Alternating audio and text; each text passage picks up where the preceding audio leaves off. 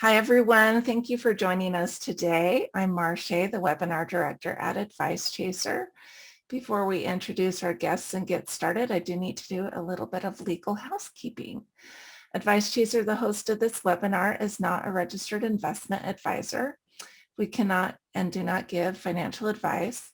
Today's presentation is for educational purposes only and cannot be considered advice for any person's individual situation. Advice Chaser regularly hosts informative webinars such as this one, featuring a variety of knowledgeable professionals, many of whom are licensed advisors. Any opinions, ideas, jokes, or principles expressed by presenters are their own, and however true, funny, or interesting are not endorsed by Advice Chaser. Please do not act on the information you hear today without consulting a qualified financial professional.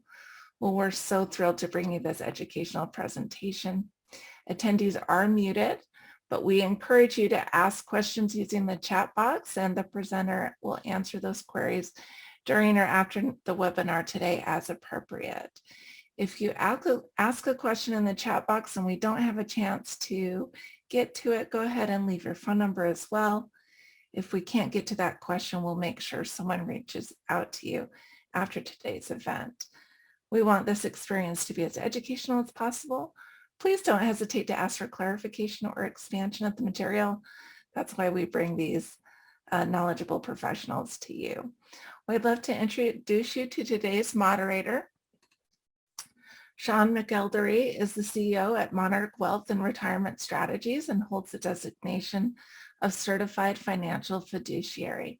Sean and his team have developed a reputation for educating individuals in an easy to understand manner so they can grasp personal finance and use those concepts to pursue their financial objectives. And Sean will be monitoring the chat today and making sure that those questions get addressed. Sean, why don't you go ahead and come off of mute and say hello. Hi, Marche. Thank you for the introduction, and I look forward to helping in any way I can today. Appreciate it. Thank you so much, Sean. I'd love to introduce you to today's presenter. Andrea, I don't believe I asked how to pronounce your middle name. Malkin. Okay, Andrea Malkin-Brenner, PhD, is a college transition educator and author who works with high school students and their parents on the challenges related to college transitions, including a specific focus on students with mental health challenges and learning differences. Andrea is a frequent speaker and workshop facilitator. In fact, she told me that today has been a day of presentations, so we're lucky to be in her lineup today. She draws on her 25 years of experience as a college sociology professor, college administrator, and the creator and director of first-year experience programs. She is the co-author of How to College, What to Know Before You Go and When You're There, and was the 2019 to 2020 fellow at the University of California National Center for Free Speech and Civic Engagement. And I could go on more about your credentials, but I know we're excited to get into the material today. So I'm going to go ahead and turn the time over to you, Andrea, and stop my share here. And we can't wait to see what you have to present. Great. Okay, terrific. Well, thank you so much for having me. I'm really very happy to be here. I am going to present a lot of information. I do know some people in the audience might be current parents of high school students who are still high school students, and others might be high school parents who have students who are going to be transitioning to college in the fall. So I am going to talk to sort of both audience as well as any other educators or administrators who might be on the line. So the next slide is I'm going to talk about 5 major points today. The first one is really defining the differences between the role of the high school parent and the role of the college parent. Something that seems like it should be simple, but in fact, it's not. And I will talk to you a little bit about the changes in those roles and the role that the parent really should be playing once they have transitioned from a K through 8 and then a 9 through 12 parent to a college parent. Second, I'm going to talk about something we don't talk enough about, which is encouraging and normalizing mistakes, not trying to walk around mistakes, but knowing that mistakes will happen and they're a very normal part of adolescent growth and development. but most importantly, planning ahead for when those mistakes happen. So the student has already some experiences in high school or even in the summer before college to learn how to sort of handle those issues as they arise. So they're not slammed with that when they are a first semester college student. Number 3 is I'm going to talk about working early, and early being whatever, you can start this evening on some of these teachable and important college life skills. Lots of students are coming underprepared with the life skills, are coming mostly prepared with academic skills to colleges, but where we're seeing students really fail to thrive are those life skills. So we're going to talk about some of those life skills today. The 4th point I'm going to mention is supporting your student as they explore college resources and really talk about the differences in how high school students and then adults define the word adulting. So we'll talk a little bit about that. And finally, I'm going to close with sort of the shifting of parents' language, what we can do as parents so that students can begin to take this central role in their own transition to college. So this is a really tricky piece here. The role of the college is actually extremely well defined. The college might have a mission. Actually, the college will most definitely have a mission. They might say something like, the college is here to advance knowledge, foster intellectual curiosity, create the leaders of tomorrow. All of that language, which will seem very similar in every college or university mission, is very clearly defined. We know what the college intends to do. We also know what is expected of college students. That role is well defined by the college as well. Often, again, in the mission of the university, things like this is a student who will now become a college scholar, an independent adult, even though they are a young adult, a peer, a member of a campus community. So again, the role of the college student is very well defined. Where it becomes tricky is the role of the college parent, and there is no clear definition for that. And anytime a college tries to define that, it will look very different than the college down the street. Not only is there no guidebook, but we don't really teach parents how to prepare to be college parents. And for those of us who have parented K through 12 and then watched our kids go off to college, it's a rude awakening sometimes when you have been maybe an advocate for your child, especially a child with special needs. And then all of a sudden you're sort of thrown out of the mix due to FERPA, which I'm going to talk about in a later slide. So again, the role of the college parent is tenuous at best, and a lot of us don't really know how to go ahead defining that. So I'm going to talk about that today as well. So here's a great chart that talks about the differences between the high school parent and the college parent. First, the high school parent is also known as the organizer. That's the person or people who keep the family calendar. They're really telling the student what they need to do to keep on track. Of course, that'll all shift when the student moves out of the home. And in fact, the college parent should move to the role of supporter rather than organizer. And that, of course, includes supporting our students to find resources on campus. Nobody is expecting the student to go from dependent to independent overnight. The high school parent is often known as the fixer. It's much easier for us as adults to come in and to fix a problem when our student presents it, or one that we spot that our student hasn't presented.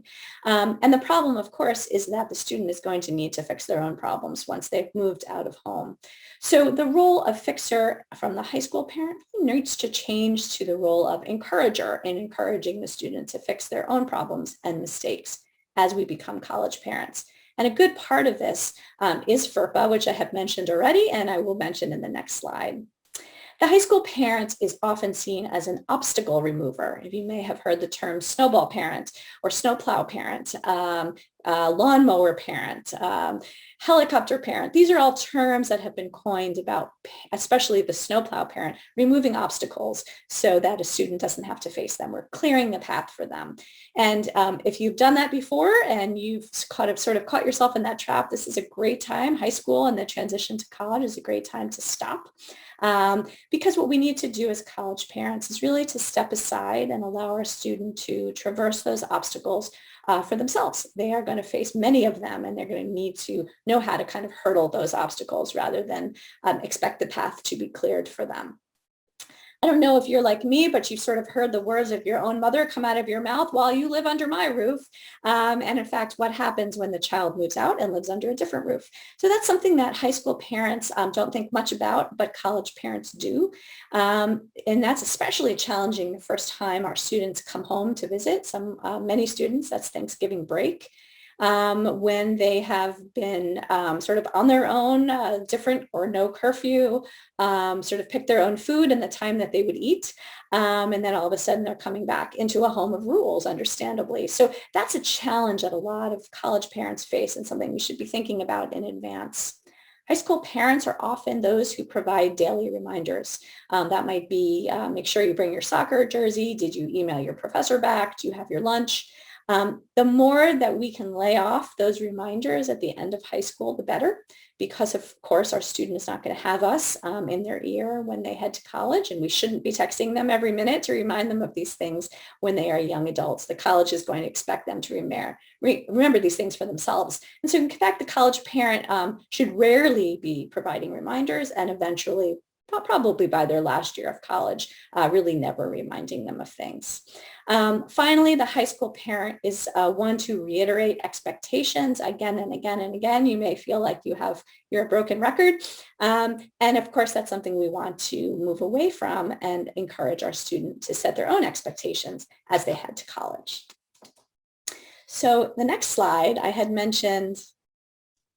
We do have a quick question. Yes, of course. It looks like someone would like to know if you could give an example of how a parent can move from being a fixer to an encourager. Yes, absolutely. So I'm going to give you a couple of examples. One would be, your child is working on a paper and the hard copy of that paper is due. You know that they printed out that paper late at night and went to sleep and left that paper in the printer. And you notice the printer in the morning has the paper in it and your child is heading out. Are you going to say, don't forget the paper? It's due, it's due. Or are you going to leave it in the printer and let your child go and manage those small mistakes? And when I mention mistakes, I'm not talking about health and safety, anything large. I'm talking about things like that. And that's a great learning experience. So what's the worst that can happen? The student might ask you to run that paper over to school. And again, that's another learning experience. Are you willing to do that? So I would encourage not fixing things, really seeing things that need to be fixed and letting them sort of roll out. So you might want to encourage your student who regularly leaves things in the printer the night before, maybe why don't you make yourself a Post-it to remind yourself to get something out of the printer? You don't make the Post-it, you remind them to get the poster. So that's one example of fixing. Another thing I could think of is when a student does have some sort of issue, and we see this a lot in high schools, where a student is having a disagreement, for example, with a teacher about a grade on a paper. And they come to you really annoyed about that experience. The idea is, are you going to be the one to email the professor or even go so far as to ask, stand by your student as they write that letter?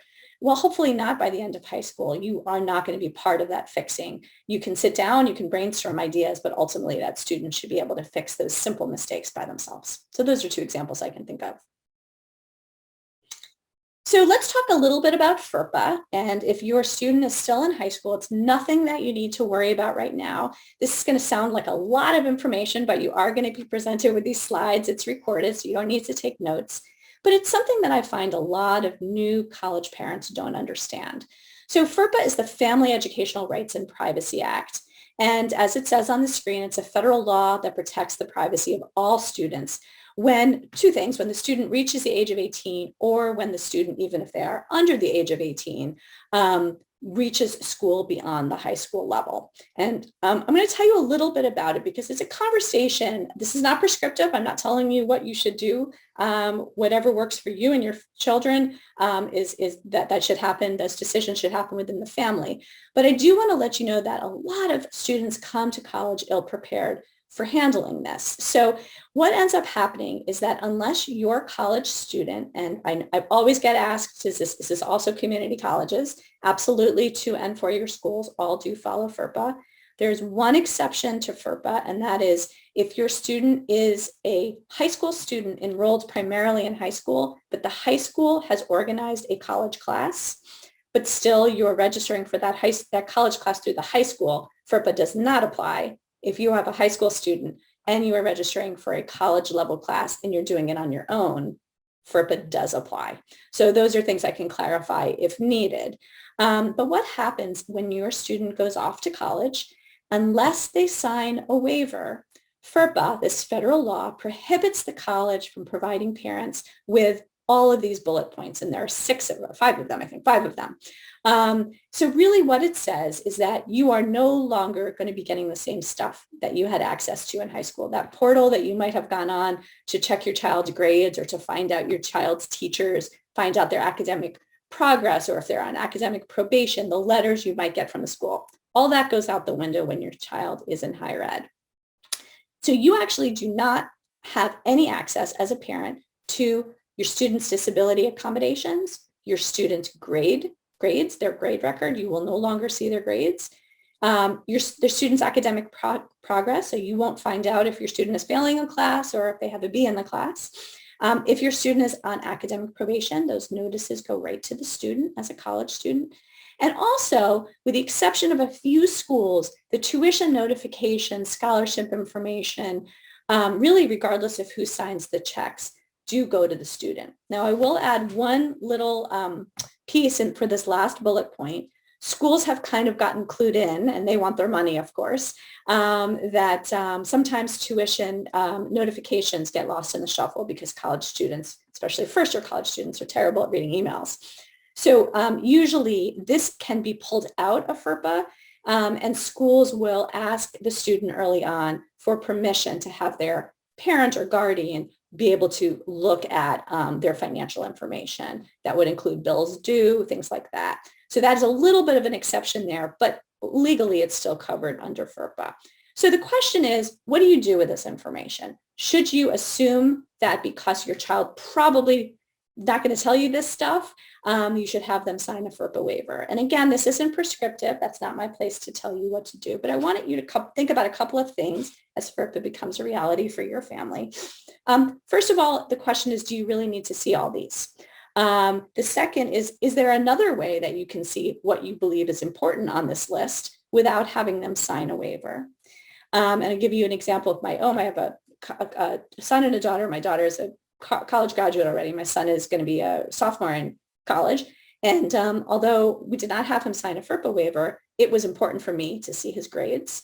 And so our deal was, we're not having you sign the FERPA waiver, but if you want us to pay for college, you need to share your grades with us. So we had an understanding as parent and child, although we didn't have to bring in the school to show us that. So there are ways to kind of work on the pieces in here that you feel are important if you are a part of that financial decision making.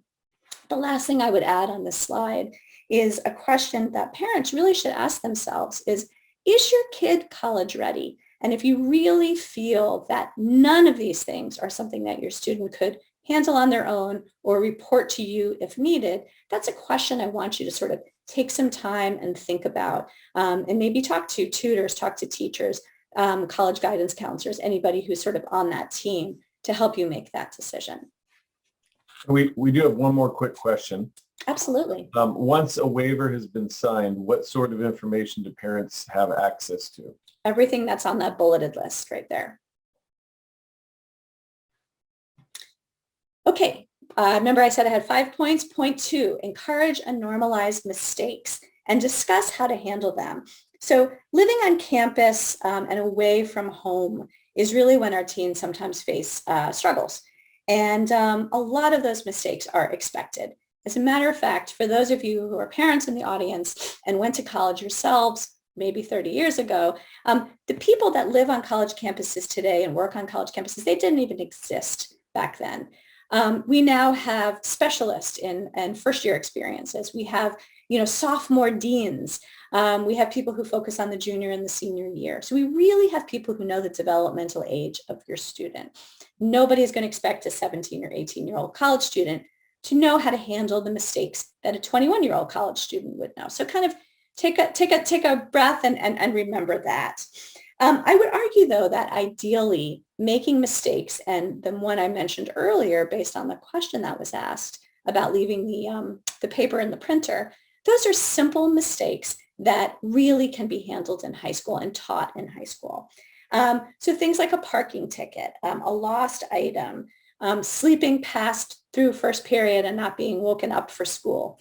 Those are all mistakes that we can allow students to safely make. It's not going to derail their future. But when that student breaks their phone or loses something important, instead of immediately fixing the situation, I would strongly encourage you to turn the situation over to the student. And it can be a conversation. Oh, that's really rough that you lost that or you misplaced that. What's your plan? What do you think you should do? And then you can, of course, talk them through all the pieces. But immediately, I'm going to fix it for you. I'm going to call the Apple store and see if we can, or Verizon, and see if we can make this better. It's probably not the best thing for a high school or a college parent to do. So the next slide are some common first-year college students' mistakes. And I would say this list happens to almost every single first-year student, either in their first or second semester. So expect them, and rather than trying to step over them, kind of plan for when they'll happen. Every college freshman loses or breaks something important. That can be their winter coat or that could be their iPhone. They wait for opportunities, many of them, most of them, I would say, rather than seeking them out. So we tell college students, you need to go to office hours, you need to find mentors in college, you need to join clubs and organizations to meet people. And remember, all these resources are there, but those resources aren't going to come to them. So to really encourage our students to not wait for those things to happen, but actually to seek them out. Absolutely, your student's going to make a poor financial decision, hopefully not a big one. And that could be anything from not budgeting their money that they've been allotted. That could be not realizing how much books cost in the bookstore and maybe not thinking about buying them new rather than used. Something we see an awful lot on college campuses are students who didn't realize that they had to sort of think about how much money they had in their meal swipes for all of their campus meal plan. And often the last 2 weeks of college, students are going out to buy food because they run out of the meal plan or the parent is asked to add more to their meal plan. Not asking for academic help, that's a huge one. And you can understand why with the developmental brain of an 18-year-old, right? Asking for academic help means I'm not smart. And in fact, of course, we know that's not the case. And there are resources that are abundant on college campuses. Everything from getting a paper read, proofed and edited by the Writing Center, to going to office hours and talking to TAs or professors. Missing or failing an assignment, that's something that's very, very common. The tough thing about that is in high school, there are usually a lot of grades in one semester. You may, as I have as a parent, heard, it's okay, I didn't do well on that. There's so many more opportunities to do better. I've got a lot more grades left in this class this semester. And college is quite different. Sometimes you'll have a class that only has 2 or 3 grades. So that's something that they really need to be on top of and understand as college freshmen. And then last, I would say making a poor social decision. That might be something dealing with friendship. That might be something dealing with friends and safety, alcohol or drug use. Hopefully nothing too large, but something that we should really expect to see and talk through some of those mistakes before they happen. Common first-year student challenges. Financial aid complications is a big one. A lot of students go expecting that it's going to be easy to find a work-study job. And that's not always the case. And they sometimes have to advocate for themselves.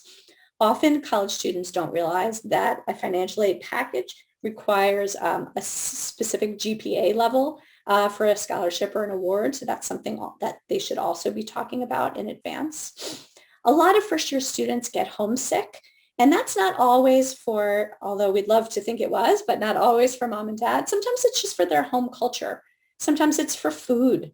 That's in their family. Sometimes it's for religious traditions that they're finding that they're challenging to find in their new environment. Roommate disagreements are another big one. A lot of our high school students haven't had to make new friends in a really, really long time. Many of them still have the same friends they had in elementary school or middle school. And this is a whole new situation, a new social situation, where not only are they thrown in with strangers, but they're thrown in with usually a stranger in a very small room, and roommate disagreements are often a real challenge. And again, I want to throw in that resources are there. There are trained resident advisors and resident directors. Most colleges use roommate contracts at this point to talk about differences of opinions. So again, resources are there, but something you should think about before your child leaves for college. Most students get sick, physically sick, at some point during their first semester of college. I'm not talking COVID, I'm talking a cold. They do live in a petri dish. A freshman dorm is just a nightmare for colds and flu. So that's something to keep in mind. Can't avoid getting sick if you're living with people all around you, but you can certainly be prepared with what kind of medications, over-the-counter medications should you bring? What should you do if you have a fever? What's worrisome? When should you go to the health center, et cetera? And a lot of these are talked about. I talk about in my book, How to College. A lot of great books are out there, a lot of online resources to find out what you should pack and talk about. Course selection is another first-year student challenge. Really not understanding how it works, because in high school, you pretty much have the same schedule every day. You go to school at a certain time, you get out at a certain time, you go off to your play practice or your sports practice. Of course, COVID threw a wrench in all of that, but we do know what a regular routine sounds like. And in college, it's very different. Students are in school, in classes, far fewer hours than they were in high school. They have much more free time. Of course, they have much more homework and much more reading, but they really struggle figuring out what times they should take classes, if they're a morning person, if they're an evening person, how they should handle that. And I can't tell you how many freshmen I've had in my office over the years who just are, I always kept a big box of granola bars because you'd have students who just didn't realize they had to schedule a lunch break in their day. And so that's something that we should talk about and think about in advance with our students. And last, I would say not being accepted into a group of choice. That might be Greek life, sorority or fraternity, or group of friends who are, in music or somebody you wanted to hang out with. And that's a challenge for a lot of first-year students. And if your child struggles with social anxiety, it's something that should be talked about in advance. The third of my 5 points is begin early to work on these teachable life skills. And I can assure you that if your student has been accepted at college, the school really believes that academically they're ready. And I think a lot of parents worry that their student might not be academically ready. That's usually not the case. The case where our students are failing to thrive, and again, I'm not saying they're failing because they're not failing, but they're failing to thrive. So we're not just talking about survival, we're talking about thriving, are those teachable life skills. And parents can play a huge role in teaching some of those life skills. And it's really the easy stuff. As a college professor, I do want to let you know that something that a lot of parents don't think about is that when your student walks into my classroom, my college classroom, I don't just get their brain, I get the whole student. And where I have seen students in my classes really struggle wasn't the sociology that I was teaching them. I was happy to meet with them in office hours if they were struggling with that, or I had graduate TAs who could jump in and help. I can give you 2 examples that come to mind. One was a student who was having so many fights with her roommate and was getting no sleep, just felt absolutely terrible and looked really exhausted from that emotional experience. They didn't have the social skills to kind of work through that. Another was a student who I had in my class who was feeling physically sick, and it was because he didn't know how to refill his allergy prescription. So again, these are solvable, teachable skills to think about your student thriving in college. So the next slide, excuse me. These are just some of the many college level skills. If you read any list on going to college, it would look like if you know how to do laundry, you're set. And in fact, the list is far larger than that. So I'm hoping that if you're a high school parent, your kids know how to do at least some of these things. How to do laundry, iron, basic sewing, sewing on a button. How to read schedules and book plane travel, train travel, bus travel. Another thing we see a lot of freshmen struggling with. Even students who are coming home by plane or by bus, by train, not booking those tickets themselves, but in fact having parents do that for them. So that's something we should have our young adults step up. And maybe the first time you're sitting with them and you're showing them what the website looks like and how to do it, but that's something they should be able to take on. Simple meal prep. Most colleges do have kitchens for in all of the residence halls. They're not going to be very elaborate kitchens, but they should know basic meal prep, cooking, baking, toasting, microwaving, basic knife skills, which unbelievably a lot of high school students don't know and don't learn before college. How to clean for and care for their living spaces. One really funny example I can think of is that I have a very clear memory of walking past a freshman dorm at American University, where I taught for many years in Washington, D.C. And the freshman rooms, you could always tell it was freshmen because they didn't know the difference between sort of a spray cleaning product and a Windex. And their windows were always smudged because they were trying to use, like a furniture cleaner on their windows. Little things, but if your student is not someone who's actually cleaned their home space, that's something that you should cover with them, how to clean for, what products to use, what is appropriate cleaning measures. How their family is paying for college, I feel very strongly about this. A lot of college students show up and they have no idea what that college costs, what kind of financial aid package they have or scholarships, how much their family maybe has struggled to get them in the door at that college and how much their family is actually paying for that college experience. How to use a phone to make appointments, ask for help, leave a voicemail. Our students are very, very frightened of leaving voicemails. This is a texting generation. They're not used to talking on the phone. So I would encourage high school parents to have your students, if they're not already doing it, make their own dentist appointments, make their own haircut appointments, simple stuff. Because once they're in college, their freshman fall, they're going to need to know how to make an appointment at the health center if they don't feel well. There's no parent involvement in that.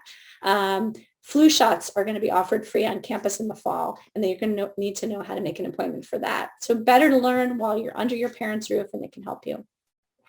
Another thing that always amazes me is how many first-year students haven't memorized their social security number. And that's something that is absolutely imperative that they not only memorize, are going to use that a lot in college, but also what other information to keep confidential. And that's something that you should be discussing with them.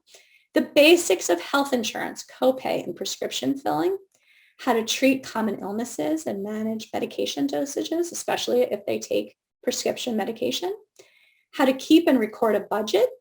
And then finally, and so easy to teach, and amazingly, a lot of students don't know this, is how to write a professional email. Because although they are texting with you and their family and their friends, college administrators, their dean, their advisor, their professors are going to expect professional emails. So 4, support your high schooler as they learn about and line up campus resources that they would like to use in college. And again, I mentioned this earlier. I want to stress again, college is not a time to do it all by yourself. And we're going to talk about the definition of adulting in a following slide. But the idea of campus resources are there to help students. And when we think about our students going off and we are frightened, they've had us, they've had the support system, the scaffolding at home and at school, and now they're going off on their own. I think there's a fallacy that students have to do it all on their own. And there are abundant resources on college campuses, more than you could even imagine. That said, they're only useful if the student walks in the door, right? So there's a wonderful writing center, library assistants, anything that they could want is there, but they're not, those resources are not going to come to the students. So if you take a look at the next slide, these are just some of the many support services that are on every college campus. And that's community college or residential four-year college. All college campuses have some type, and the names might not be identical, but they will be a body of this. A counseling center, they're going to have access to an off-campus therapist if needed. Certainly there's going to be an emergency line that students will learn about. Most college campuses have between 6 and 8 free counseling sessions available to every student. Not enough students take them up on this opportunity.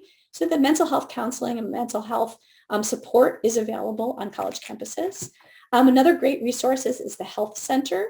And of course, they will also be able to forward your student to an off-campus medical provider if they need. The career center, not something that freshmen need to worry about, but they should kind of know where it is on campus. And the first time they might use that might be an internship, or it might be this summer job after their freshman year, so kind of setting up what they're going to do that summer before they leave campus. Religious communities and spiritual support also available. Clubs and organizations, probably the most important one on this list. for students to actually thrive is to find out what they're passionate about. That might be something they've been passionate about for years. They're the violinist, or they're the drama kid, or they're the soccer player, or they're the robotics kid, and finding those organizations at their college, but also opening their mind to trying something they've never done before, right? This might be an opportunity to go back to a sport that they loved earlier in their life and they just haven't had time for in the years of high school. Next is academic support. I've mentioned this before. That's everything from tutoring to their academic advisor to faculty. There's an enormous amount of academic support on college campuses. And another one is disability and learning support that will be available to any student who has disability accommodations. So I had mentioned earlier, I was going to talk a little bit about what the word adulting means. And I'm less actually interested in talking about that from my definition. And instead, I'd like to talk to you about it from the two different perspectives. So if you sit down with a bunch of high school and college-bound students, and I can tell you I interviewed hundreds of them for my book, I've taught many, many of them. If you say to them, what does it mean to be an adult? You're going to get usually two different answers. Some of them say it's a mystery. I have no idea. It's a thing I haven't even thought about. But many of them said, it means doing it alone, just going out and figuring out how to do it on your own, doing it all on my own, not relying on others. If you actually talk to a bunch of adults about what it means to be an adult, what adulting actually means, you'll hear it means using your resources. If I don't know something, the first thing I'm going to do is I'm going to Google it, or I'm going to go find the experts. The first thing that happens to many of us as adults, if there's a family crisis or a medical emergency, is our friends, our family group reach out. They make meals for us. They help us.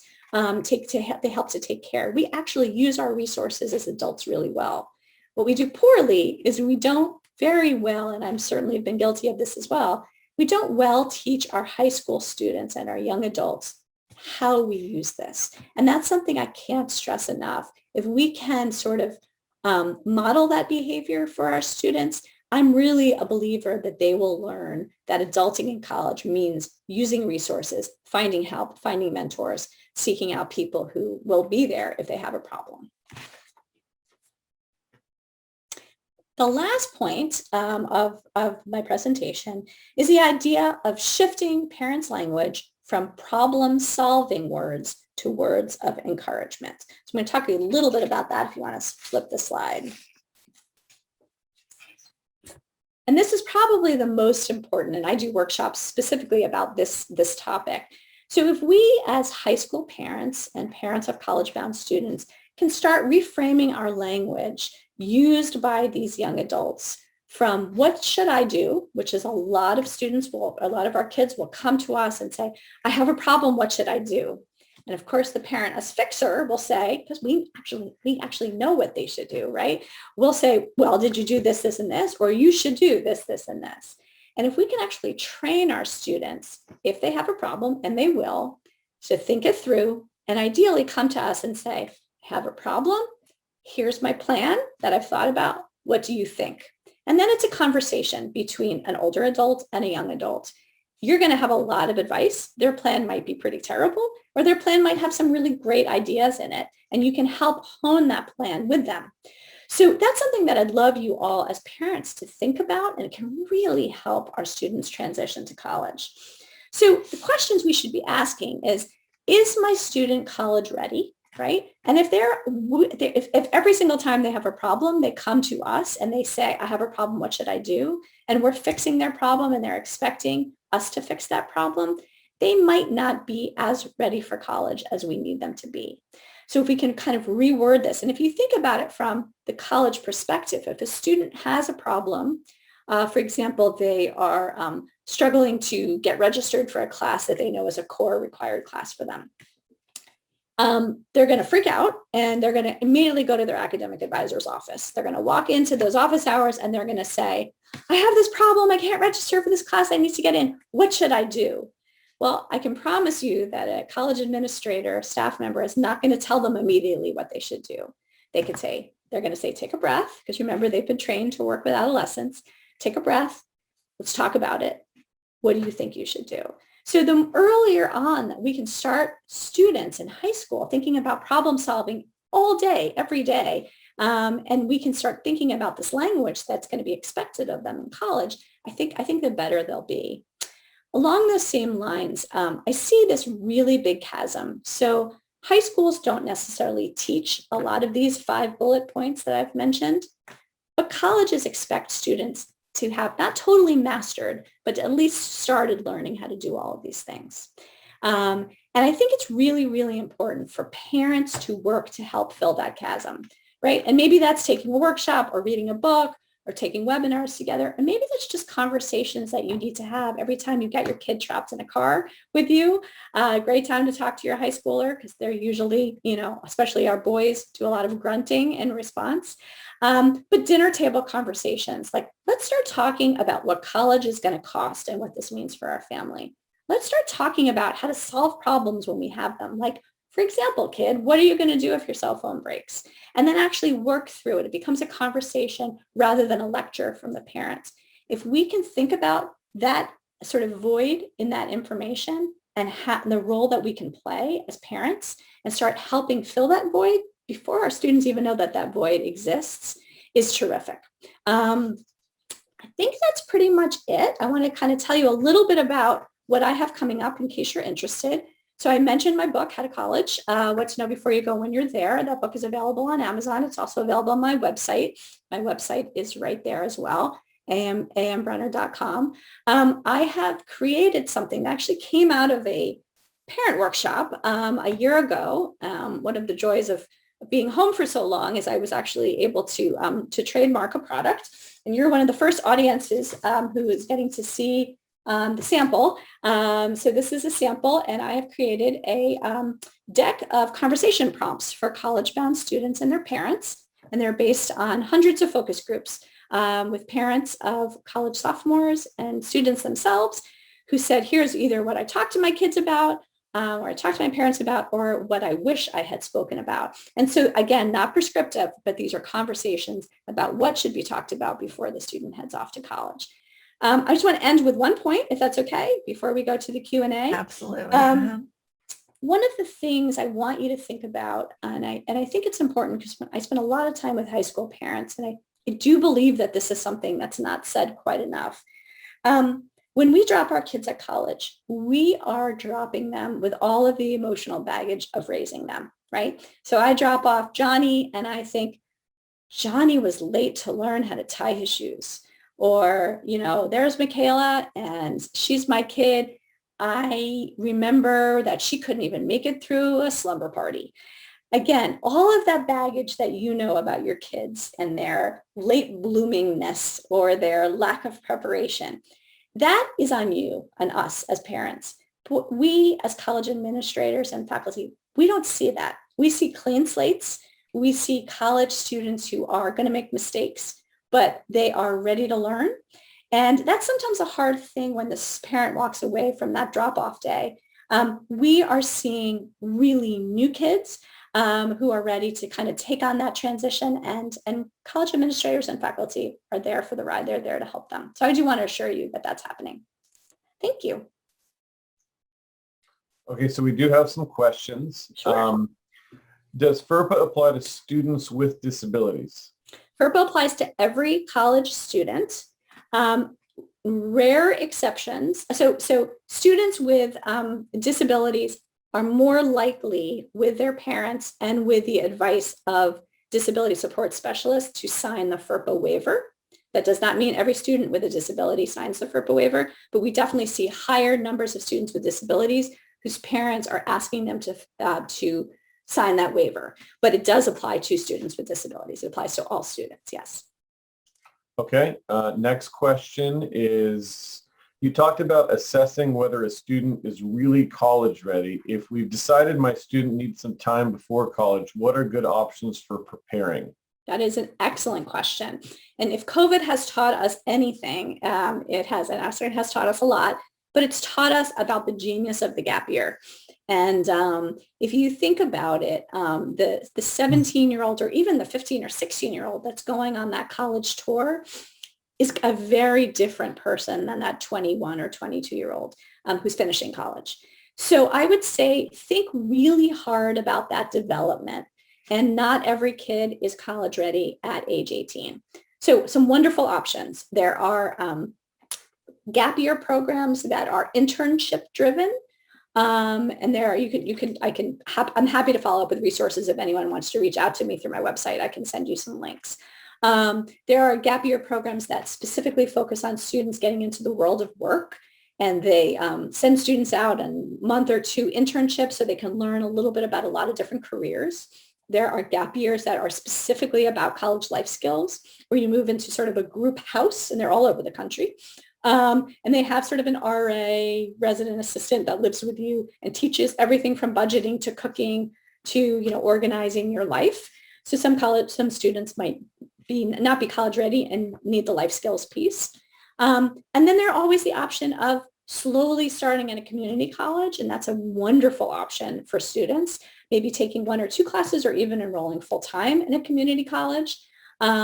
And the one thing I would say is before you do that, if your student does have a list of colleges that they are hoping to apply to following that, make sure that the community college that you're looking at does have transferable credits, because that is a mistake that a lot of families make, is that they expect those community college classes to automatically transfer over, and not every college takes every community college class. Many do, but that's something to think about. So gap years, taking college classes either online or in person. Community colleges are a wonderful way to do it. And then gap years that are not organized, gap years to work and to travel and to learn life skills through working in a kitchen, being a roofer. There are so many wonderful vocations that can teach students incredible life skills and problem-solving skills. Okay, next question is, my student is just starting high school. How can I prepare right away to prepare for college? Well, first take a breath. You do not have to prepare right away for college, but you can start as early as this summer if they are just at the beginning of high school with a list of things to do. So as I said, I have many lists in my book, but you can also find a lot online. So you can take that list from the slide of these are all things that freshmen need to know, and you can just slowly go through them. What you already know how to do, and you'll be pleasantly surprised to realize that your student actually probably knows some of them already. But I would jump into some of the earliest things. Thank you. I would just jump into some of the earliest things. Tonight, they can memorize their social security number if they don't know that, right? At dinner next week, you can have a conversation about what is health insurance? How do you define what is a copay? Talk to me about, and I'm not talking about very, very detailed conversations about prescription filling. I would also say that it's very, very important for students to learn how to make appointments on a phone. So I was just working with a family recently who had a very socially anxious high schooler, and the parents said, I love this information. I want to have them make their own appointments, but they would just freak out if they were on the phone. So we kind of teased out a way, and this might work for some of you. So if you think about it, your kid's going to have a lot of appointments, right? So it's everything from a haircut to a dentist to a doctor. And you can have them on speakerphone, right? So they're listening while you're making the appointment for them. That would be step 1. And then the next appointment that comes up, you're sitting next to them when they're making the appointment, right? So that's step 2. And then by the 3rd time, they're usually ready to do it on their own. And then sometimes it's just role playing. This is what the person's going to say. Here's the calendar in front of you. You know what your schedule is. You know when you're available, or Wednesday afternoon is good for you or not. So those are the kind of things I would say early on you could do stuff like that, but really starting to have some of these early conversations and think, what am I doing on the daily basis? What am I doing for my kid that they can absolutely do for themselves? So things like making lunch, that's something that they could easily do in high school. And I know many high school parents say, of course my kid can do it, but they're so busy. Well, they're going to be just as busy in college, and they're going to have to do all those skills. So the juggling of the life skills as well as the academics is something that earlier on they can prepare for it, the better. Okay, my child has accommodations in high school due to their disabilities. What sort of resources do colleges generally have for students with disabilities? That's a great question. I do lots of lectures specifically on students with disabilities. So what's interesting to note is the Disability Accessibility Office of every college and university will only work with students who have a document, what's called a documented disability. So a student may have any kind of processing or learning issue or even a physical disability that they might not define as a disability. The language, however, is defined by the school. So you actually have to file and be accepted to have a documented disability in order to receive disability accommodations in college. And it's a very long conversation. It's covered in the book. I covered a lot of my lectures and webinars. But you can actually go tonight, right now, after you get off this, to any Disability Support Services website at any college you're interested in looking at, and you can get all of this information. They will tell you exactly what it means to have a disability, to file disability paperwork, what's needed, what kind of resources you get. And so that's something that you can start investigating. And again, if you're interested in a particular college or colleges, I would encourage your student, not you as a parent, but your student, to make a call to that disability studies office to say, I'm interested in your college. I have a disability. Can you talk to me about it? And they will set up an appointment and talk you through what that might look like. So you don't have to do it for them and you don't have to do it on your own. There are ample resources to get that information. Okay, so we have a few more here. Time management was the toughest skill to learn when I was a college student, and I can see my child is the same way. Is there any resources for teaching college students time management? That's a hard one, and that's probably where a lot of students struggle. So there are a lot of what we call IECs, independent educational consultants who work specifically on this. I would say to look for, and again, if somebody wants to reach out to me through my website, I'm happy to email with you. I can forward some information to you. There are webinars, again, something that COVID offered to us, are free webinars all over the place about time management, especially for high school students. So some of them are just, they're classes that students can attend online. There are workbooks that you can buy. But usually it's an hour webinar that can really give you a series of tools to work with your child on. Basic executive functioning stuff. So if your child has problems with time management, you are not alone. That is a huge one. And again, I think it's wonderful that people are asking because it means that they're recognizing that it's a very common mistake that freshmen make, not necessarily knowing how to do it. I do want to say one thing, which is I would not expect an 18-year-old to have it all down.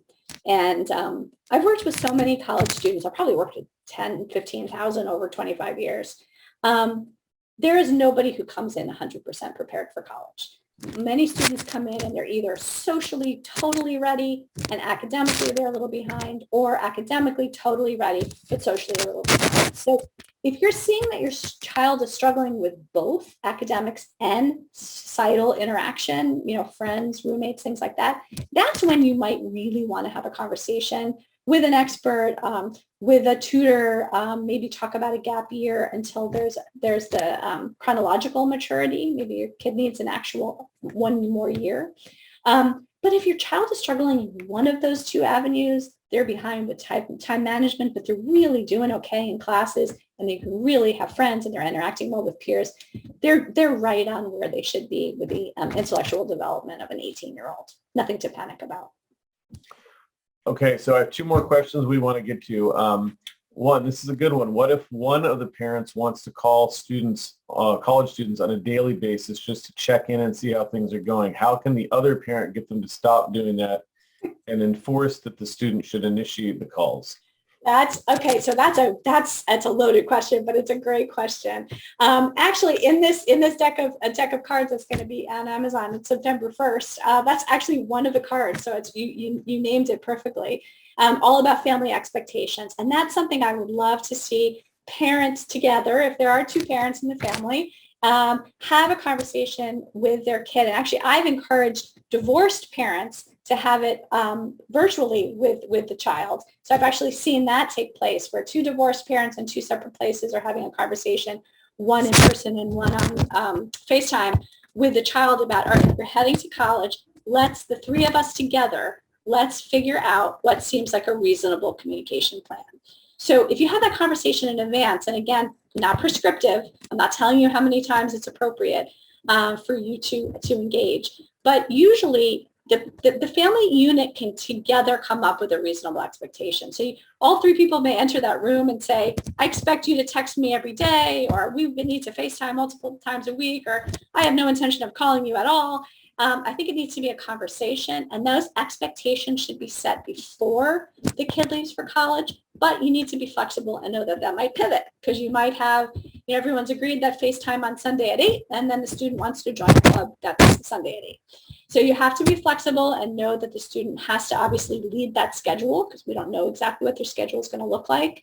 I wouldn't agree totally. Well, so to answer that specific question, I would say texting all the time is problematic, but I would also say expecting the student to always be the one to reach out first is also problematic, because many students would have no intention of doing that unless those expectations were laid out for them. So there's got to be a happy medium.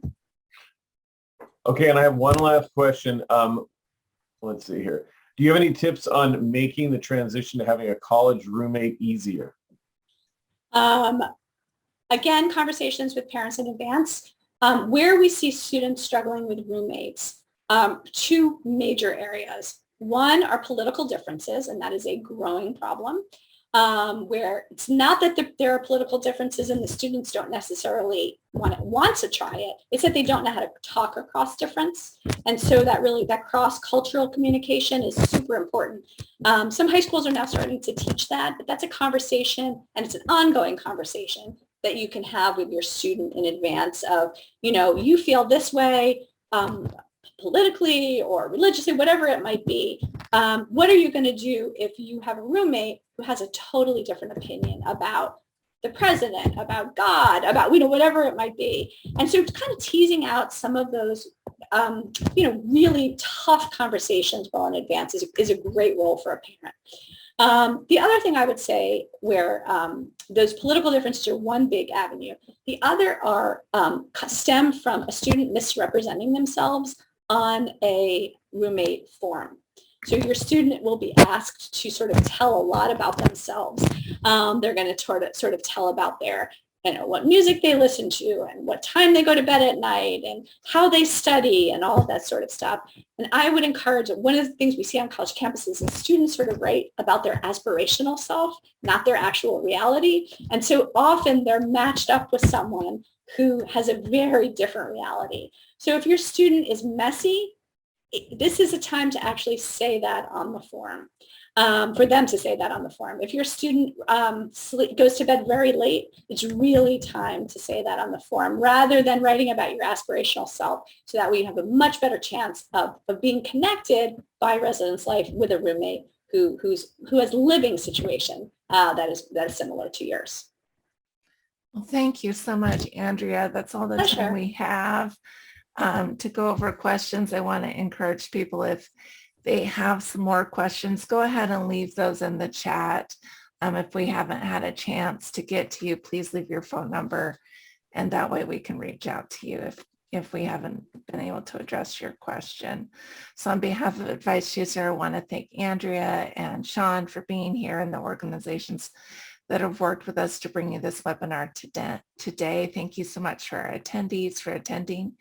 Here at Advice Chooser, we're all about helping you find a financial advisor who's a great fit for your life and your financial questions.